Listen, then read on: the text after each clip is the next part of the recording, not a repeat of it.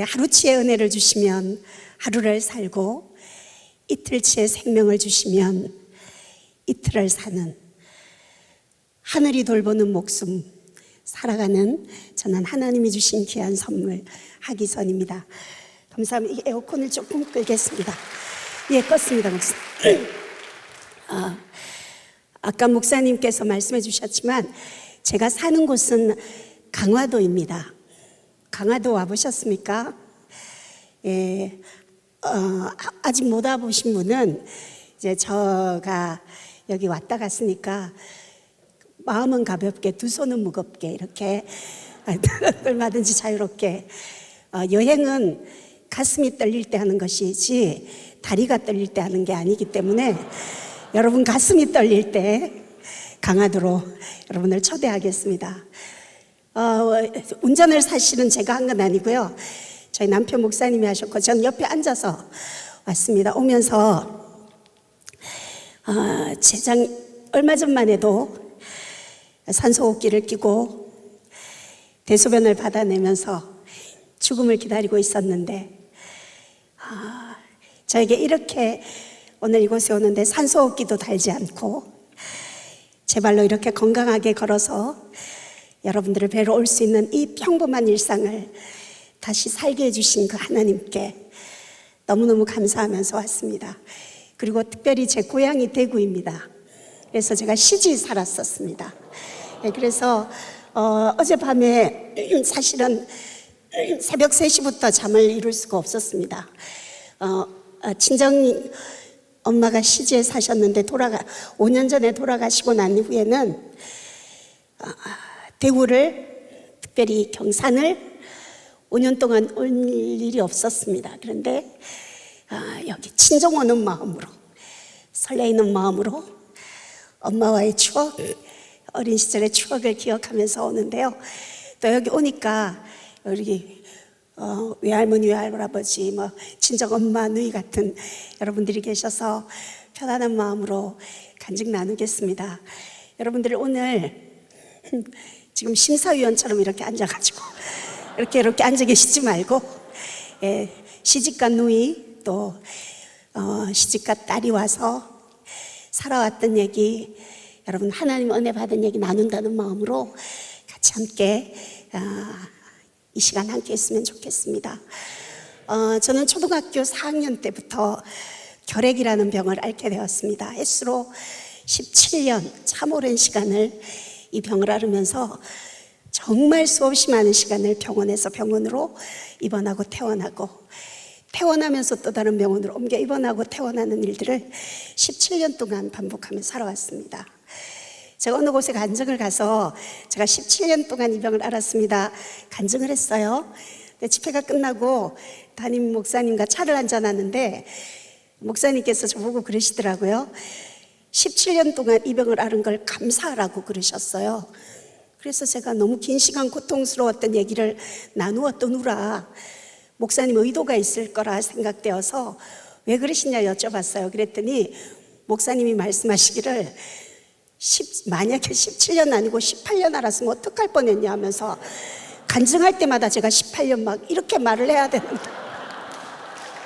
그래서 제가 그렇게 생각했습니다. 야, 간증의 연도까지 개입하시는 하나님. 제가 17년 동안을 이 병을 앓았습니다. 물론 결핵이라는 병이 증상이 여러 가지가 있습니다. 그런데 저는 워낙 오랜 시간을 이 병을 앓았기 때문에 이 기관지가 다 망가져 버려서 천식이 있으니까 밤새도록 기침 때문에 누워서 그때는 잠을 자지 못하고 거의 1년 동안을 앉아서 밤을 새웠습니다. 누울 수가 없으니까 앞에다 이불을 몇 채 쌓아두고 그 위에다 벽에 올려놓고 이렇게 앞으로 엎드려서 1년을 밤을 새웠는데, 밤에 가족들 누워서 깊은 잠자는 모습 지켜보면 제 마음속에 소원이 생겼어요. 그때는 정말 베개 베고 1시간만이라도 깊은 잠 한번 자보는 것이 저의 간절한 소원이었습니다. 사실 그렇게 심해지기 전에는요, 사람이 누워서 베개 베고 잠자는 건 당연한 일인 줄 알았어요. 그건 감사할 조건도 아니고 너무나도 당연한 일인 줄 알았는데, 제가 1년 동안 앉아서 밤을 새워보니까 사람이 누워서 베개 베고 잠잘 수 있다는 거, 얼마나 큰 감사의 조건인지 하나님께서 저에게 깨닫게 해주셨어요. 여러분들 주무실 때 편안하게 누워서 주무시죠? 대구 분들은 다들 앉아서 주무십니까? 그래, 우린 다 누워서 잠을 자는데 오늘 제 간증이 맞춰지고 여러분 침상에서 기도하실 때 우리가 오늘 밤은 다른 기도 잠시 내려두고 정말 내 평생 누워 잘 수 있는 이 건강 주신 아버지께 오늘 밤 감사합니다. 우리가 고백하고 잠자리에 들었으면 좋겠습니다.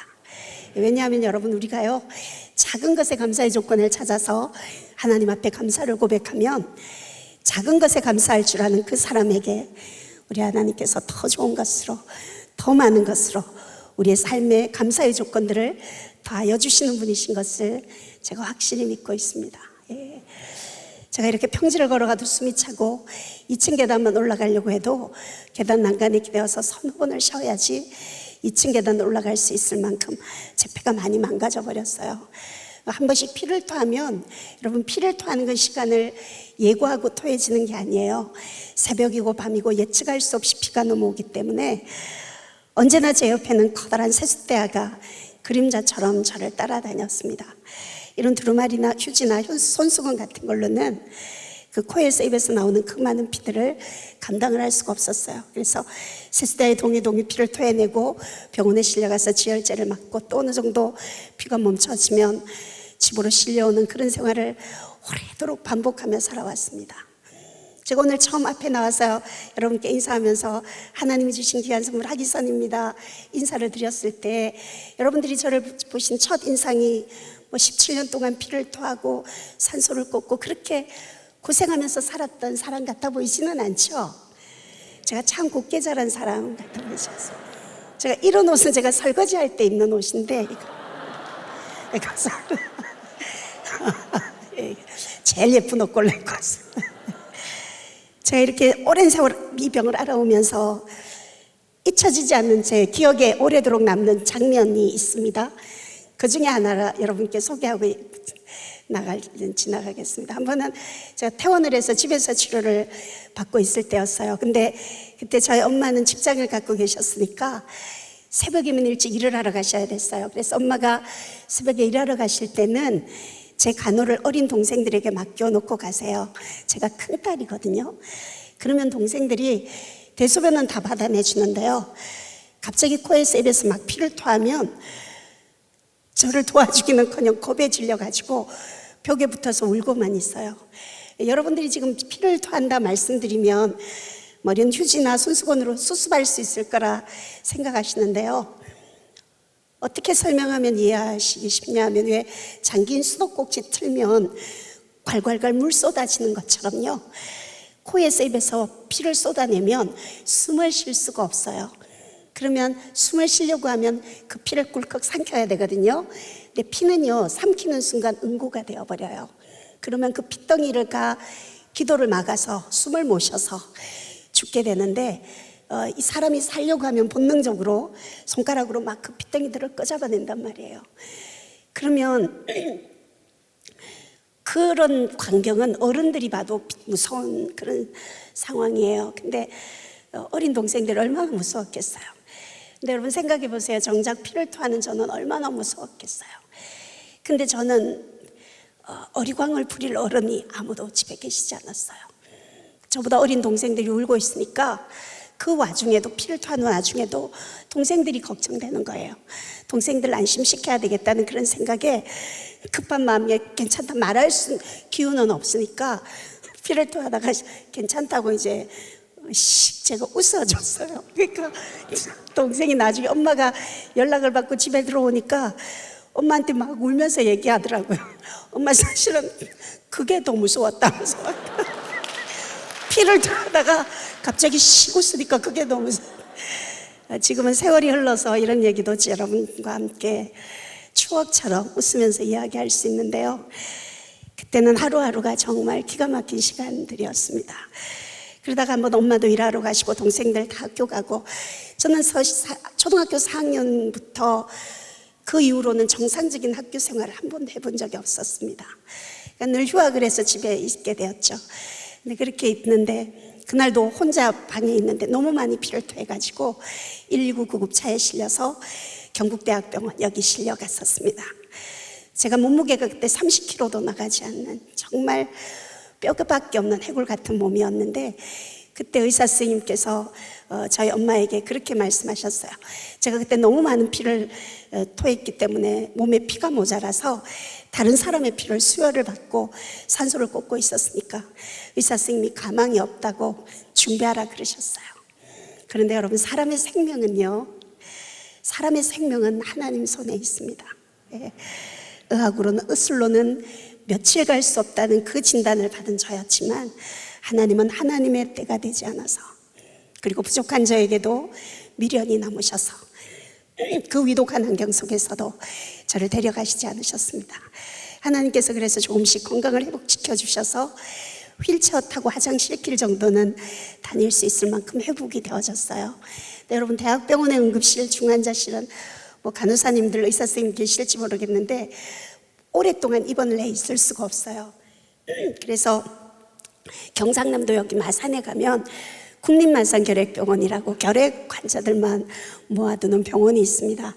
마산결핵병원은 제가 3년을 입원해 있었습니다. 제가 그 마산결핵병원이 생기고 최연소 결핵 환자로 입원을 해서 제일 오랫동안 입원해 있는 환자 3년을 입원해 있었어요. 근데 그곳에 제가 다시 한번 입원을 하러 갔을 때 의사 선생님께서 저에게 그러셨어요. 먹을 약에 내성이 와가지고 결핵약이라는 약은 다 먹어버렸기 때문에 더 이상 먹을 약이 없다. 그러니까 집으로 돌아가서 잘 먹어야 낫는 병이니까 영양가 있는 음식이나 먹으면서 새로운 결핵약이 개발될 동안 기다리는 것이 좋겠다. 그러면서 집으로 돌아가라 어렵게 말씀하셨어요. 근데 제가 그때 집으로 돌아갈 수 있는 그런 상황이 못 되었어요. 그때 친엄마가 나가시고 제가 성장하면서 어머니라고 불러야 됐던 새엄마들이 5분 계셨어요. 물론 좋은 새엄마들도 계셨지만 피를 토하고 전염병을 앓고 있는 남의 자식을 그렇게 살뜰히 돌봐주는 새엄마들이 계시지 않았어요. 근데 저는 병원에 있는 게 더 행복했지 집에 가는 게 너무너무 힘들었어요. 그래서 사람이 여러분 절박해지면 부끄러운 게 없어져요. 제가 어디서 그런 용기가 났는지 의사 선생님께 막 울면서 부탁했죠. 제 병이 낫든 낫지 않든 병원에서 있을 수 있는 기간만이라도 좀 있게 해달라고. 제가 할 수 있는 건 우는 것밖에 없었어요.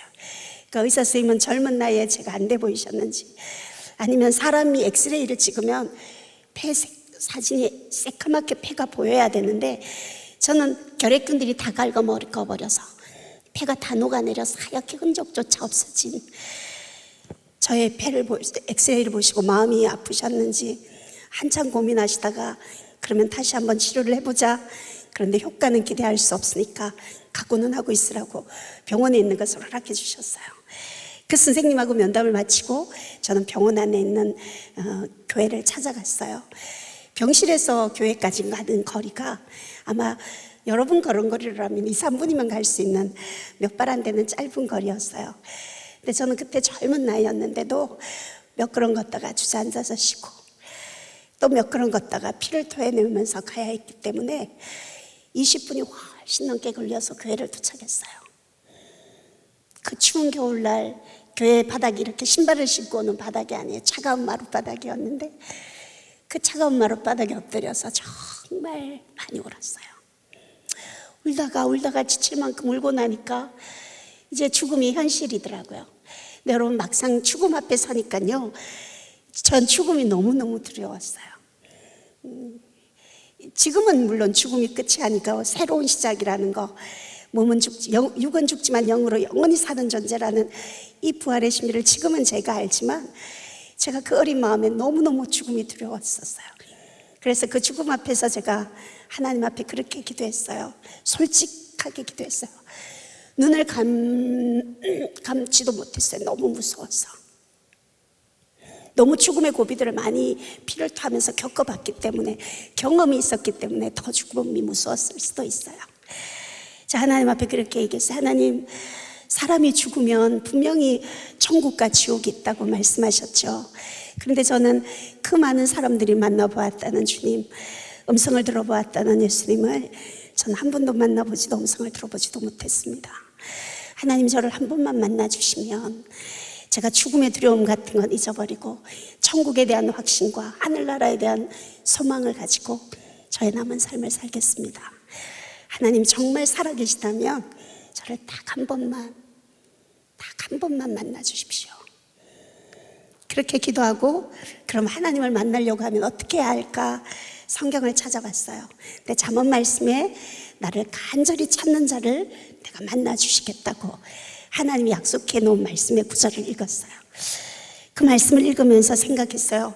그러면 내 간절함을 하나님 앞에 어떻게 보여드릴 수 있을까 생각하다가 제가 그 다음 날부터 새벽 기도를 시작했어요.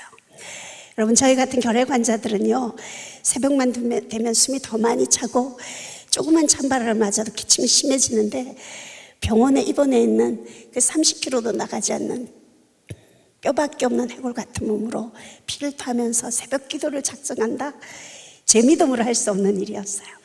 근데 제 안에 계신 성령님께서 절박한 저의 상황을 아시고 그 기도의 자리로 저를 몰아가셨어요. 제가 그렇게 새벽 기도를 시작한 지 아마 정확하지 않지만 한 달쯤 되어지던 어느 날이었어요. 그날도 여느 날처럼 여러분 새벽 기도 오면 자기 앉아서 기도하는 자리 다 정해져 있잖아요. 새벽 기도를 안 합니까? 네, 주님 만나는 나보다 먼저 앞서 기다리시는 주님과 데이트하는 그 자리 꼭 정해놓으시면 참 좋습니다. 제가 그곳에 앉아서 그날도 하나님 앞에 하나님 나 한번 만나달라고 눈물로 기도하고 있었어요. 여러분 제가 그날을 잊을 수가 없습니다. 제가 그때 태어나서 처음으로 하나님의 음성을 들었습니다. 여러분 저는 하나님의 음성이 천둥처럼 우레와 같이 아주 무섭고 막 그런 목소리일 거라 생각했어요. 그런데 여러분 우리 하나님 너무너무 인격적인 분이셔서요 제가 살아오면서 놀랄 일 참 많이 겪고 살았던 거 아버지가 아시고 사랑하는 주님 음성 듣고도 제가 놀랄까 봐 우리 주님은 너무나도 따뜻한 음성으로 너무나도 부드러운 음성으로 주님이 제 이름을 그때 불러주셨어요. 그 기억이 그 추억이 지금까지 저를 있게 해주는 것 같아요. 주님이 저에게 그러셨어요. 기선아 너는 보는 거로 믿느냐 보지 않고 믿는 자가 복되도다. 여러분 제가 그 짧은 순간 놀라운 사실을 깨닫게 되었습니다. 우리가 바람이 어디서 와서 어디로 가는지 우리 눈에 보이지 않아서 볼 수 없지만 시원한 것으로 바람의 존재 알 수 있는 것처럼 우리 주님 내 눈에 보이지 않고 내가 만질 수 없고 그럴 수 없지만 우리 주님은 언제나 평안함으로 내 안에 늘 나와 함께하고 계신다는 사실을 깨닫게 하셨습니다. 저는 제가 아파하고 힘들어할 때 그 고난 속에 저 혼자 울고 있는 줄 알았는데 우리 주님은 제가 아파할 때 저보다 더 많이 아파하시고 제가 힘들어 통곡하고 있을 때 저보다 더 많이 안타까워하시면서도 너무나도 저를 사랑하셔서 여러분 제가 건강했다면 하나님 떠나 살 사람이라는 거 너무나도 잘 아시고 그 17년 긴 세월을 어긋난 세상의 길로 나가지 못하도록 우리 주님 곁에 꼭 붙들어 두셨다는 사실을 깨닫게 하셨습니다. 여러분 하나님이 나를 사랑하시고 그 고난 속에 나와 함께 하셨다는 사실이 믿어지고 깨달아지니까요 여러분 은혜 받은 사람은요 앉아서 신세한탄만 하고 울고만 지내지 않아요. 나도 누군가에게 내가 받은 하나님의 사랑 전해주고 싶다는 마음이 들었어요. 여러분 제가 결핵계에 17년간 몸담고 있다 보니까 제가 이래봬도 결핵계에서는 거성입니다. 결핵계에서 하기선애가 모르면 그 사람 간첩이에요. 그러다 보니까 많은 환자들이 저에게 별명을 지어줬는데 이병동 쌕쌕이라는 별명을 지어줬어요. 제가 비록 이병동 쌕쌕의 몸이지만 내 건강으로 내 몸으로 할 수 있는 주의 일이 무엇일까 하나님 앞에 기도했어요. 근데 그날 어느 날 하루는 제가 기도하다가 혼자 얼마나 웃었는지 몰라요. 기도를 하는데 하나님 은혜는 받고 가슴은 뜨거우니까 주님 제가 무슨 일을 할까요? 막 기도를 하는데 제 기도 소리에 제가 기도를 하다가 들으니까 제 숨소리가 제가 들어도 너무 크게 들리는 거예요. 쌕쌕거리면서 제가 무슨 일을 할까요? 그러면 주님이 니는 그냥 쉬라 막 이럴 줄 알았는데 주님은 그러지 않으시고 저희 병실 바로 앞에 있는 중환자 병실을 기억나게 하셨어요. 제가 그 중환자 병실에 가서 산소를 먹고 있는 환자들 산소도 조절해드리고, 제가 워낙 산소를 많이 먹어봤기 때문에 지금도 산소 조절하는 건 간호사들보다 더 잘합니다. 또 피를 토하는 거 저보다 많이 죄송합니다. 피를 토해 본 사람이 없을 거예요. 그러니까 피를 토하는 것, 그 중환자실 환자들 최선을 다해 도와주면서 정말 제가 죽음을 앞두고 불안해하고 있는 그 중환자들에게 제가 만난 하나님, 죽음이 끝이 아니라 새로운 시작이라는 거, 영원히 사는 천국까지요, 제가 아는 상식선에서, 제가 아는 믿음의 수준 안에서 최선을 다해 전하기 시작했습니다. 그런데 여러분, 우리 하나님 얼마나 멋진 분이신지요. 화장실 길도 겨우 가는 그 쌕쌕거리는 몸으로 중환자 병실 봉사를 오래 하지 않아서 그 다음 달 검사를 하는데요, 어떤 약을 먹고 어떤 주사를 맞고도 치료되지 않았던 17년 동안 저를 괴롭혀왔던 결핵균들이 그날 검사 결과 모조리 떨어지는 놀라운 기적을 체험하게 하셨습니다. 우리 아버지께 감사합니다. 예, 지금 저는 이 왼쪽 폐는 하나도 없습니다. 이게 수술을 해서 없어진 게 아니라 17년 동안 알아오면서 결핵균들이 다 갉아먹어버려서 다 녹아내려서 하나도 없고, 그래서 받쳐주는 폐가 없기 때문에 제가 이렇게 서 있을 때나 걸어 다닐 때 왼쪽 어깨가 언제나 기우뚱해져 있습니다. 그리고 그나마 있는 오른쪽 폐도 정상적인 여러분들은 상엽, 중엽, 하엽, 세엽의 폐가 있는데요, 저는 상엽, 중엽은 하나도 없습니다. 밑에 하엽만, 그것도 거의 폐 기능을 상실한 늑막염까지 동반된 작은 폐를 가지고 지금도 생활하고 있습니다. 결핵이라는 병이 다 나았다고 해서 금방 호흡이 정상적으로 돌아오는 것이 아니라 이미 없어진 만큼의 폐활량을 못하기 때문에 제가 지금 완쾌 된 지가 아주 오랜 세월이 지났지만 지금도 평지를 걸어가도 숨이 차고 2층 계단을 오르려면 몇 번을 쉬어야 합니다. 제가 참 조심하지만 제 말하는 숨소리가 여러분에게 전달되어질 것입니다. 근데 이렇게 말하는 것도 숨차고 평지를 걸어가는 것도 숨찬 제가요, 이 호흡으로도 하나님을 찬양할 때는 별로 숨차지 않아요. 이제는 더 심한 것이 생기지 않도록 다시는 죄를 범치 말라 당부하신 아버지의 당부의 말씀 늘 기억하면서 저는 저를 살려주신 하나님께서 행여라도 제 생명을 연장시켜 주신 거 아버지 후회하시지 않도록 저의 남은 삶을 정말 주님 기뻐하시는 일에 아름답게 쓰임받기를 원합니다. 여러분, 몇 년 전부터 저희 같은 결핵 환자들에게도 장애인증을 주도록 법이 바뀌어졌어요. 그래서 마산결핵병원에 장애 진단을 받으러 갔더니 의사 선생님이 저보고 저희 같은 환자는 치료 대상이 아니라 연구 대상이라고, 이 폐를 가지고 이렇게 살아있는 사람을 처음 본다고 그러셨어요.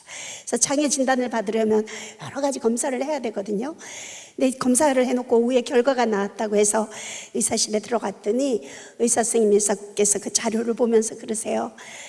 그 까다로운 보건복지부 규정대로 한다고 해도 저는 의학적으로는 1급 장애를 받을 수 있는 사람이래요. 근데 어떻게 설명할 수는 없지만 이 조금 남은 폐를 가지고도 이렇게 건강하게 살아가고 있으니까 1, 2급 별 차이 없으니까 2급 정도면 무난하겠다고 그러면서 제가 2급 장애를 주셨습니다. 여러분들이 지금 장애 등급에 대해서 잘 모르시는 것 같은데 2급은 여러분 1급 다음에 2급입니다. 네. 중증장애, 항상 보호자가 따라다녀야 되는 중증장애인데 제가 2급 장애인입니다 이렇게 말씀드리기 전까지 여러분 이렇게 예쁜 장애인 보신 적 있어요? 여러분들이 지금 저게 정신장애도 있나 막 이렇게 생각하시죠. 저는 하나님이 제게 주신 장애인증에 대한 자부심이 대단합니다. 왜냐하면 제 간증으로만이 아니라 의학적으로도 하나님이 저를 치료해 주셨다는 게 검증받았다는 것 때문에 장애인증에 대한 자부심이 대단합니다. 근데 이렇게 약한 호흡을 갖고 있으니까 제가 1년에 한 서너 번은 항상 한 달, 두 달 이렇게 입원을 해 있다가 퇴원하는 게 연례 행사예요. 그런데 한 번은요, 가만히 앉아 있는데도 숨이 차는 거예요. 보통은 화장실에 가거나 이렇게 제가 이 머리를 짧은 게, 저는 긴 머리 참 좋아하는데 머리를 감으려고 엎드리는 게 숨이 너무 많이 차니까 제가 머리를 기르고 싶어도 기를 수가 없어요. 샤워할 때는 항상 산소호흡기를 끼고 해야 되니까 샤워하고 머리 감는 게 여자가 제일 좋아하는 일인데 제가 제일 힘든 일이 그러거든요. 그래서 이제 그렇게 지내니까 화장실을 가는 것도 숨이 차는데 가만히 앉아 있어도 너무너무 숨이 차가지고 병원에 갔어요. 그랬더니 제가 이제 폐활량 검사를 했더니 제가 지금 남아있는 폐는 15%밖에 없대요. 여러분이 어떻게 이해하시면 좋냐면 핸드폰 여러분 충전해서 다니실 때 여러분은 핸드폰 100% 충전된 거 가지고 다니시는 거고 저는 15% 남아있는 걸 가지고 산다 생각하시면 돼요. 그러면서 의사 선생님이 입원할 때 이렇게 산소 포화도가 높아가면 산소호흡기를 꼈는데 지금 이 상태는 집안에서도 산소호흡기를 껴야 된다고 산소호흡 처방전을 내려 써주셨어요. 그래서 집 산소를 설치해 놓고 살아요. 그러면서 의사 선생님이 저에게 우리나라 연세 세브란스에 가면 폐이식의 최고의 권위자들이 있대요. 그래서 혹시 폐이식이 되는지 진단서를 하나 써주셨어요.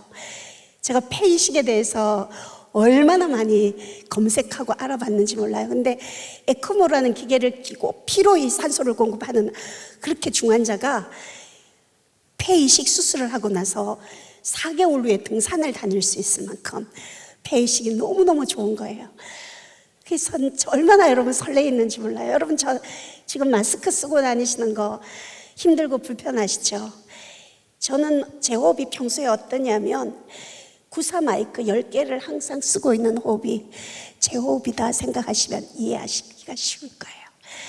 그래서 저는 한 번도 여러분 어릴 때부터 여러분들이 쉬는 편안한 호흡을 별로 쉬어본 적이 없기 때문에 폐이식에 대한 기대가 너무너무 간절했어요. 그래서 이제 예약되어진 날 의사 선생님을 찾아갔어요. 갔더니 의사 선생님이 CT 사진을 다 보시고 자료를 보시고는 그렇게 말씀하시더라고요. 저는 남아있는 이 폐가 없어진 비어있는 공간에 워낙 오래도록 그 공간에 비어있다 보니까 다른 장기들이 그쪽으로 옮겨와서 자리를 다 잡아버렸대요. 그래서 건강한 폐를 떼내어와도 집어넣을 공간이 저에게는 없다고 하시면서 저 폐이식 대상이 되지 않는다고 얘기하시더라고요. 그 얘기를 듣는데 여러분 이 믿음과 상관없이 너무 기대치가 컸기 때문에 폐이식은 다 되는 줄 알았거든요. 대상자만 있으면. 근데 안 됐나 아예 그 폐이식 대상자가 아니라는 말씀에 왈칵 눈물이 쏟아지는 거예요. 제가 그날 여러분 억수로 예쁘게 하고 갔거든요. 왜냐하면 의사 선생님도 예쁜 환자를 좋아하시면 좀 수술 날짜를 일찍 좀 받아주지 않을까 이런 얕은 수를 써가지고 예쁘게 하고 가서 생글생글 웃고 있었는데 폐이식이 안 된다는 얘기에 왈칵 눈물이 쏟아지더라고요. 의사 선생님이 젊은데 오랜 시간을 제가 초등학교 4학년 때부터 이렇게 살아온 가정을 진단서에 다 있으니까 보시고는 많이 안쓰러우셨던가 봐요. 인간적으로 저를 많이 격려하시면서 절대 감기 걸리면 안 되고 조심하게 진짜 조심해서 살아야 된다고 저 어깨를 이렇게 격려해 주시더라고요. 의사실 선생님과 면담을 마치고 나와서 병원 그 로비에 의자에 앉아서 혼자 잠시 많이 울었어요. 근데 여러분 저는 오래 울지는 않아요. 어떤 환경이 다가오는 건 제가 어떻게 할 수 없잖아요. 그렇지만 그 환경을 대하는 태도는 내가 결정할 수 있는데 저는 절대로 원망하거나 불평하는 것에 제 시간을 낭비하지 않아요. 얼른 훌훌 털고 제가 그렇게 생각했어요. 하나님은 내 생명을 의사들에게 의술에 맡기지 않으시고 하나님 직접 돌보시려고 하는구나. 내 생명은 하늘이 돌보는 생명이다. 그렇게 믿음으로 안고 집으로 돌아왔습니다. 그리고 그때부터 지금까지 이렇게 잘 생활하고 있습니다. 제가 오늘 여러분들 앞에 와서 여러분 제가 폐이식이 성공이 되어서 예전에는 그렇게 가쁜 호흡으로 살았는데 지금 이렇게 건강한 모습으로 여러분 앞에 간증하게 되고 하나님 앞에 영광 돌립니다.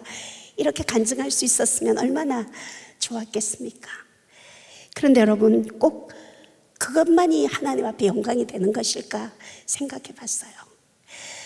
15% 작은 헉헉거리게 하는 이 가쁜 호흡을 가지고도 제가 하나님을 원망하지 않고 내 삶의 자리에서 최선을 다해서 내게 맡겨진 사명 묵묵히 살아나가는 이 삶이 하나님 앞에 영광이 되는 삶이 아닐까 생각했습니다. 여러분들도 아마 이 자리에 앉아 계신 여러분들도 여러분만이 아는, 여러분을 헉헉거리게 하는 15%의 아픔이 다 있으리라 생각합니다. 그게 경제의 문제든 관계의 문제든 자녀의 문제든 정말 힘든 아픔들이 많이 있을 거라 생각합니다. 하나님 이거 해결해 주십시오.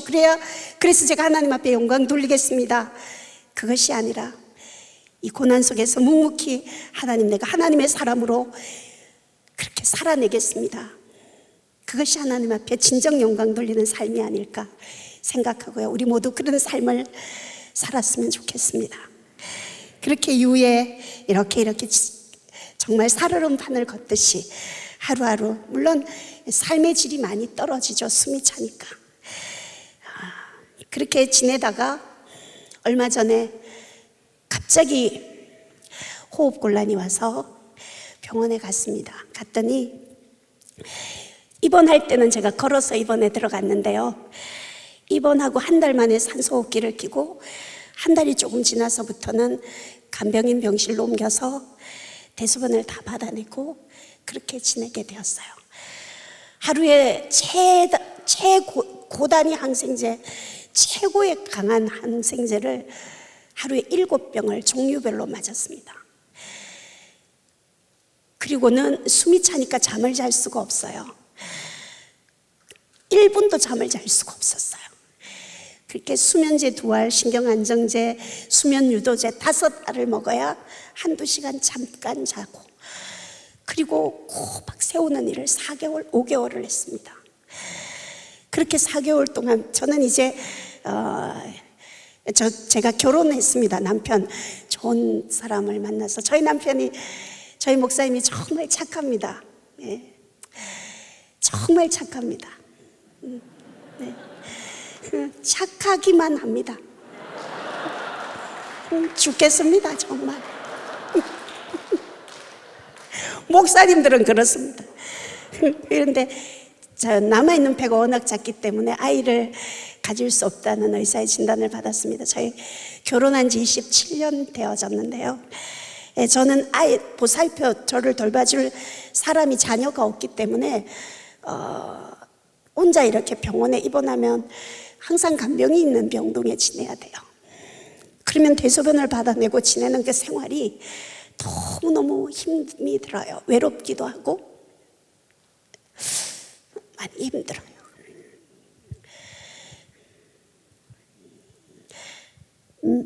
죄송합니다. 근데 의사 선생님께서 7개의 항생제를 맞는데도 치료가 4개월 동안을 대학병원에 입원해 있었는데 치료가 되지 않으니까 바로 퇴원을 하라 그러더라고요. 처음에 4개월 전에 입원할 때는 걸어서 혼자 입원했는데 퇴원할 때는 산소호흡기를 끌고 이렇게 퇴원을 하게 됐어요. 그날이 추석날이었습니다. 추석날 지나고 연휴가 끝나면 그 다음날 또 다른 병원에 간병인이 있는 병실에 또다시 들어가야 되는데 제가 죽기보다 그 병원에 가기가 싫은 거예요. 저는 워낙 오랫동안 이 병을 알았기 때문에 이 병의 마지막이 어떤지를 너무너무 잘 알아요. 그래서 병원에 가는 걸 포기하고 제가 그 다음날 바로 한 바구니 되는 항생제, 수면제 하나도 가지고 가지 않고 산소호흡기 통만 들고 금식기도원을 21일 금식을 작정하고 금식기도원에 들어갔습니다. 그땐 제가 살겠다는 마음이 아니라 하나님 내 생명 맡깁니다, 그런 마음으로 금식기도에 들어갔어요. 그날이 추석 다음 날이니까 금식기도원에 아무도 사람이 없었어요. 밑에 사무실에 2명 정도가 계셨는데 혼자 제가 목사님 보고 저희 남편에게도 아무것도 옆에 있어도 해줄 게 없으니까 그동안 오랫동안 병원 생활 지쳤으니까 집에 가시라고 말하고 혼자 그 큰 기도원에 산속에 혼자 방 안에 산소 돌아가는 소리만 들리는 곳에서 밤을 지냈습니다. 그렇게 이틀을 지난 어느 날 새벽 3시에 호흡곤란이 오는데요. 여러분, 병원에는 바로 응급조치가 되는데 그 금식기도원에서는 어떻게 조치할 수 있는 게 없잖아요. 호흡곤란이 온과 동시에 머리에서 수돗물을 갖다 퍼붓는 것처럼 식은땀이 쏟아지는데요. 목욕에 물을 퐁당 담갔다 꺼낸 것처럼 온몸이 땀으로 비에 젖었어요. 몸에 온몸이 다 젖었어요. 근데 숨이 차니까 너무 괴로워서 전화기를 들고 옆에 그 밑에 직원에게 전화를 하려다가 순간 제 마음속에 이런 생각이 들었어요.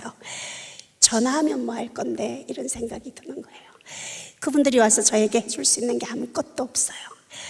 그래서 제가 사람은 숨을 못 쉬면 한 1, 2분 못 쉬면 뭐 5분 정도 못 쉬면 자연스럽게 마무리가 되니까 하나님, 그냥 하나님께 제 생명을 맡깁니다. 기도하면서 그냥 하나님, 저를 불쌍히 여겨주세요. 아버지, 저를 도와주세요. 수없이 그 소리만 반복하며 울면서 그 새벽을 지났습니다. 그런데 조금씩 시간이 지날수록 호흡이 조금씩 숨쉬기가 조금 편해지더라고요. 그 일이 있고 난 이틀 후에 산소호흡기를 살짝 떼왔는데 그때까지 계속 금식은 하고 있었죠. 근데 금식 6일째 되던 날 제가 산소호흡기를 뗀 것 같아요. 그리고 제가 금식을 16일을 했습니다. 그 16일 되던 21일을 작정을 했는데 16일째 되는 날 하나님이 저를 만나주시고 그때부터 산소호흡기 지금까지 끼지 않고 이 건강한 모습으로 주님과 함께 생활하게 해주셨습니다.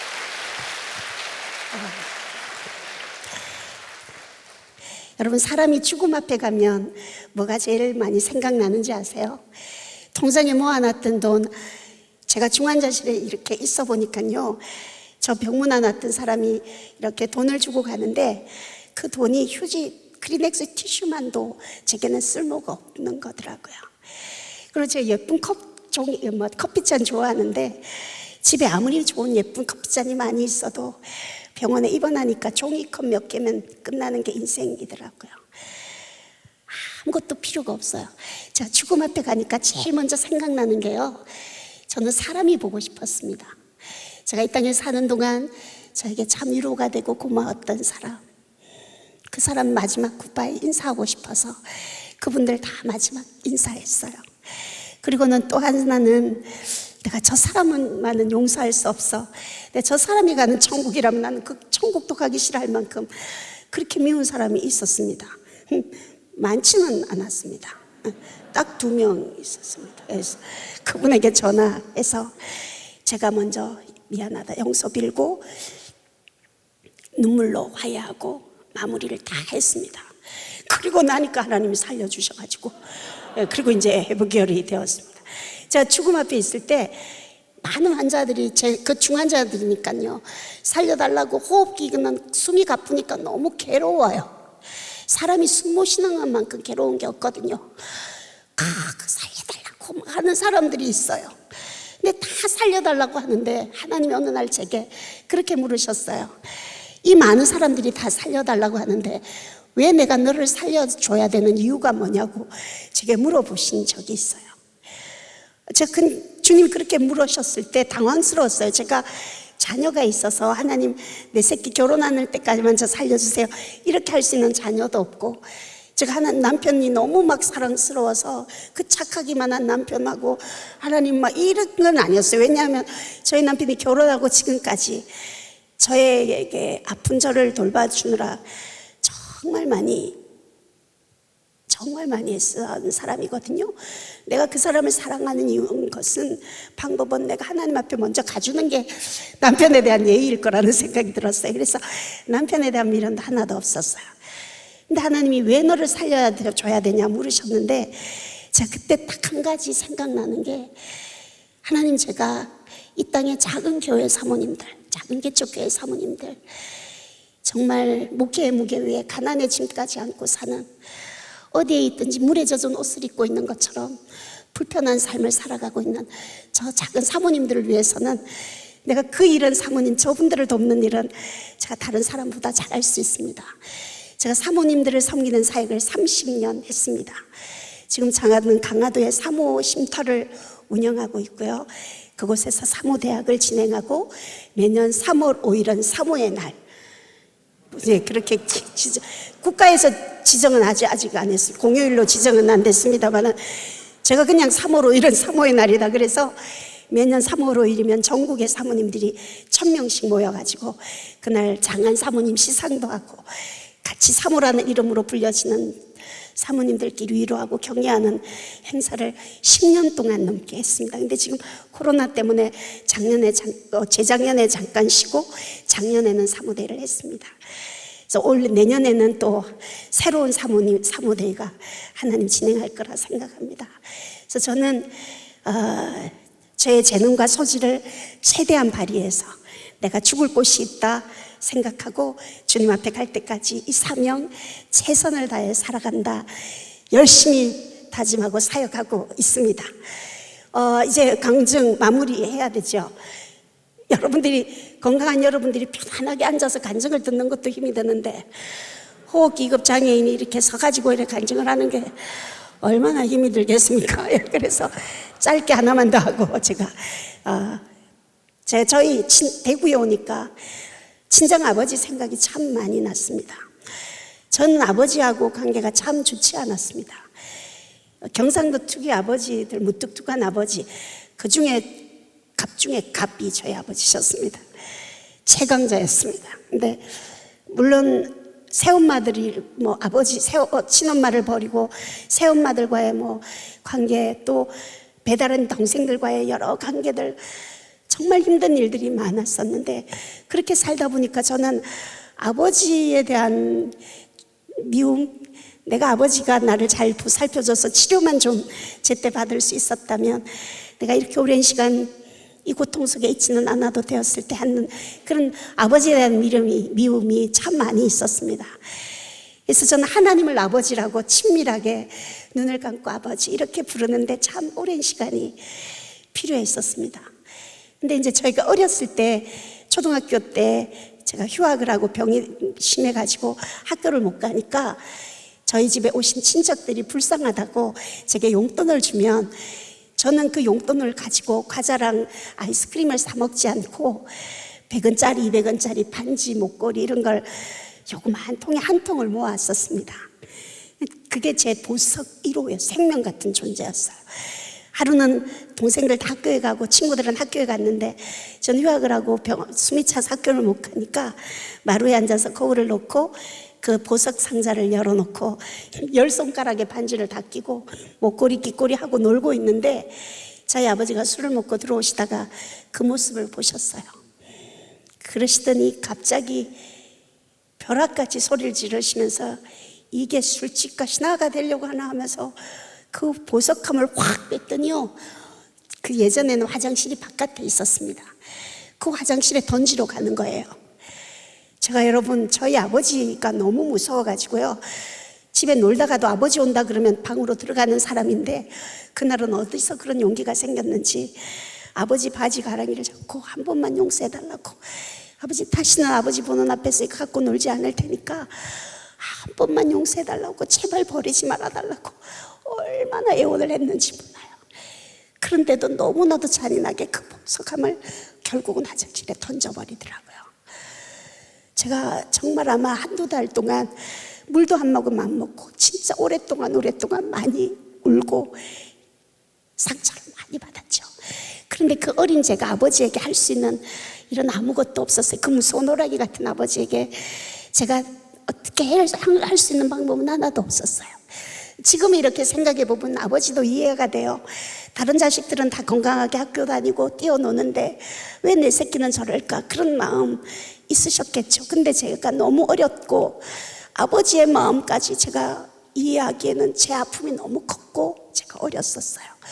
근데 그렇게 그 일이 있고 난 뒤에 오랜 세월 지난 동안 그냥 잊어버렸죠. 그러다가 한 번은 제가 황수관 박사님 살아생전에, 황수관 박사님 저 참 많이 예뻐하시고 건강 걱정 많이 해주셨는데, 황수관 박사님하고 연세대학교 이성호 교수님이라는 분하고 저하고 3명이서 의정부에서 연합 집회를 하게 되었어요. 그 전단지가 나왔길래 저 여동생이 대구에 시집 아버지한테 간다 하길래 그 전단지를 아버지 갖다 드리라 했어요. 왜냐하면 저희 아버지가 황수관 박사님, 이성호 교수님 완전 팬이셨거든요. 그래서 제가 전해드렸더니 제 여동생 얘기를 나중에 들었어요. 여동생이 집에 가서 전단지를 드리면서 아버지, 언니가 이거 아버지 드리라 하던데요 하고 딱 드리니까 저희 아버지가 그 전단지를 보는 순간 오늘 저녁은 저 외식이다 그러시더래요. 솔직히 말씀드리면 저희 아버지가 일본에서 오래 계시다 오셨기 때문에 절약이 몸에 배이신 분이에요. 국수 한 그릇 값이면 국수 한 다발을 사와서 모든 식구가 끓여 먹는다 이러면서 제가 아버지와 함께 외식을 해본 기억 몰라 있는지 모르겠어요. 제 기억에는 한 번도 아버지한테 식당에서 밥을 얻어먹은 적은 없어요. 그런 아버지가 고깃집에 동생들 가족을 데리고 가니까 저희 동생도 깜짝 놀랐대요. 근데 식당에 딱 앉자마자 주문은 안 하고 주인 아줌마를 딱 부르더니 그 전단지를 꺼내놓고 그러시더래요. 아줌마, 황수관 박사 알아요? 이러더래요. 그래서 아이 잘 알지요 이러니까 저희 아버지가 그러면 이성호 교수 이 사람 알아요? 이러니까 이분 매일 아침마당에 나오는 분이시잖아요. 잘 알지요? 이러니까 저희 아버지가 자 아줌마를 보더니 그러면 하기서이 알아요? 이게 내 딸이요 내 딸 딱 그러시더라는 거예요. 그리고는 이제 고기를 시켜놓고 이렇게 말없이 소주잔을 기울이시더니 혼잣말처럼 동생에게 그렇게 얘기하시더래요. 내가 기서이한테 참 미안한 게 한 가지 있다 이러시더래요. 저희 아버지가 자식 앞에서 미안하다는 말, 이거는 정말 놀라운 일이에요. 동생이 깜짝 놀라가지고 밥도 못 먹고 이렇게 아버지 얼굴을 보니까 저희 아버지가 그러시더래요. 그 어릴 때 그 반지 귀고리 갖고 노는 거 그 통 뺏어다가 내가 변소 던져 놓아 버렸는데 오래도록 기서이한테 그게 미안했지 그러시더래요. 동생이 집에 오자마자 저한테 전화를 했는데 제가 그때 올림픽대로를 운전하고 달리고 있을 때였어요. 그 장소도 잊혀지지가 않아요. 언니 아버지가 언니한테 미안하다 하더라고. 언니 그런 일이 있었냐고 저한테 얘기를 하는 거예요. 제가 그 얘기를 딱 듣는 순간요, 아버지도 기억하고 있었구나, 잊지 않고 있었구나, 내게 미안해하고 있었구나. 그 커다란 덩어리 하나가 가슴에서 쿵 떨어지는 것 같았어요. 그렇게 세월이 지나서 한 1년이 지나서 명절 때 제가 시지에 친정집에 왔어요.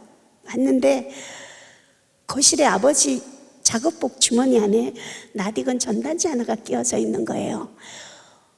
저게 뭐지 하고 낯익어서 꺼내봤더니 황수관 박사님, 이성호 교수님 하기선 제가 들어있는 그 전단지 1년 전이 세월 1년이 흘렀던 그 전단지가 얼마나 펼쳐보고 접었는지 그 접어놓은 모서리가 다 바래가지고요 끊어질 것 같은 그것을 가슴속에 꼭 품고 다니시는 거예요. 그 전단지, 그 바랜 전단지를 보는 순간 제 안에 아버지에 대한 용서가, 사랑이 하나님 제게 부어주셨습니다. 그래서 제가 정말 아버지는 전도 잘 안 했거든요. 네, 제가 그 이후로 아버지에게 복음 전하고 저희 아버지가 제 앞에서 예수님 영접하시고 그렇게 천국 가셨습니다. 저는 여러분 지금도 나이가 이제 60이 다 됐습니다. 근데 지금도 길을 가다가 5살, 4살 이런 꼬마 아이들이 뛰어놀다가 아빠 하고 달려가서 품에 안기는 모습을 보면 넋을 놓고 길을 가지 못하고 그걸 보고 한참을 쳐다보고 있게 되더라고요. 그래요. 여러분은 어떠세요? 여러분 아버지는 어떤 아버지셨습니까? 좋은 아버지셨다면 감사하셔야 되고요. 나쁜 아버지라 해도 우리 아버지보다는 덜하지 않습니까? 그래요, 여러분. 그리고 아버지, 부모와의 관계가 좋아져야 자녀에 대한 축복권은 부모에게 있거든요. 여러분이 복 받으실 수 있는 하나님의 복이 그렇게 흘러나는 거기 때문에, 통로이기 때문에 여러분들이 부모님과 자녀와의 관계를 참 잘 회복하셨으면 좋겠습니다. 오늘 이 집회가 끝나고 나서 여러분 아버지에게, 그리고 자녀들은 아버지에게, 자녀들은 또 아버지는 자녀들에게 그냥 전화 한 통 사랑한다 한번 말씀해 주시면, 특별히 경상도 아버지들, 예, 진짜 우리 아버지 진짜 생각나가지고 제가 좀 잘해주세요. 오래도록 그게 마음엔 상처로 남습니다. 아버지하고 사랑이 회복되지 않으면 자녀들이 어디 가서도 길을 비지 못해요. 자존감이 많이 낮아지게 돼요. 씩씩한 척해도 그 마음속에 언제나 그 어리들이 있거든요. 그렇게 여러분들이 잘 살았으면 좋겠습니다. 사랑하며 살면 좋겠죠. 예, 여러분 간증 마무리하겠습니다. 저는 늘 삶보다는 죽음을 늘 많이 생각하고 사는 사람이죠. 그리고 오늘 밤이라도 하나님이 내 생명을 도로 찾으시면 내가 주님 앞에 가면 무슨 말을 해야 할까 늘 생각하고 있어요.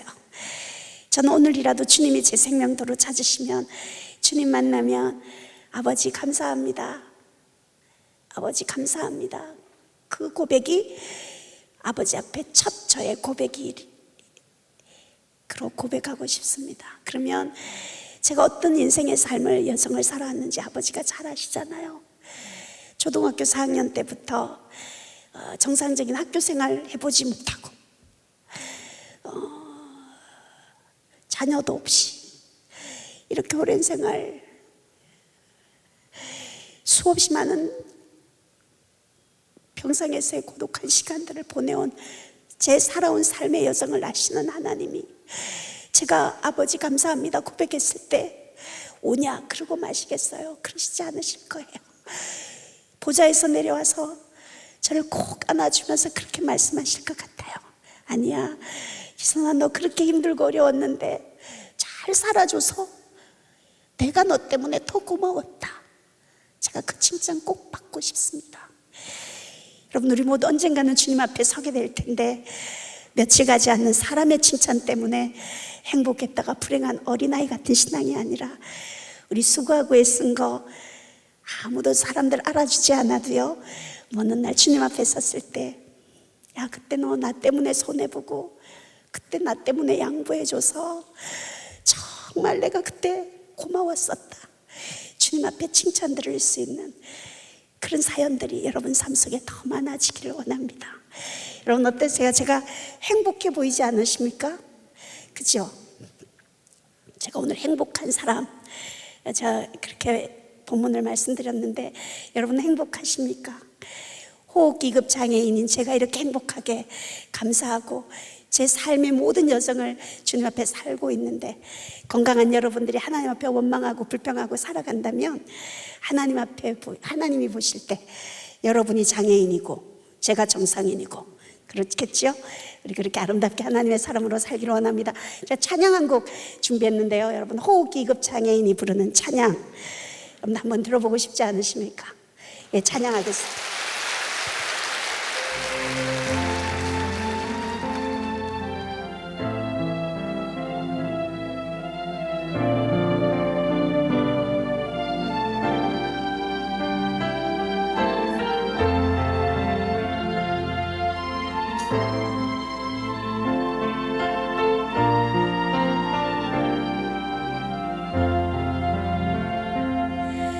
주님 한 분밖에는 아는 사람 없어요.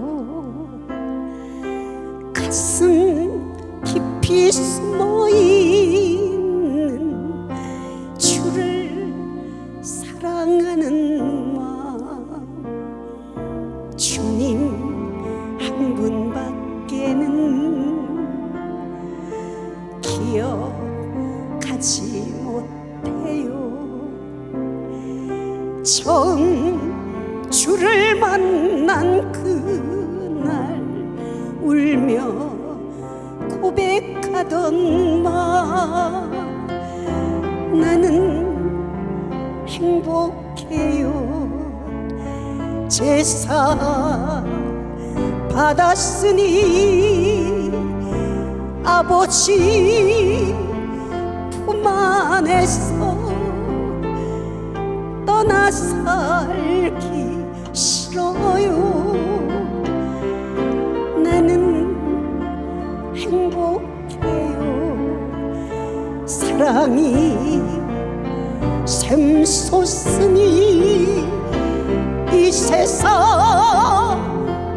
무엇이든 채우고 돈 남아요. 주님 한 분밖에는 사랑할이 없어요. 작은 가슴 뜨거우게 주님 피가 흘러요. 주님 한 분밖에는 약속함이 없어요. 나를 믿고 따르는 자 반석 위에 서리라. 나는 행복해요.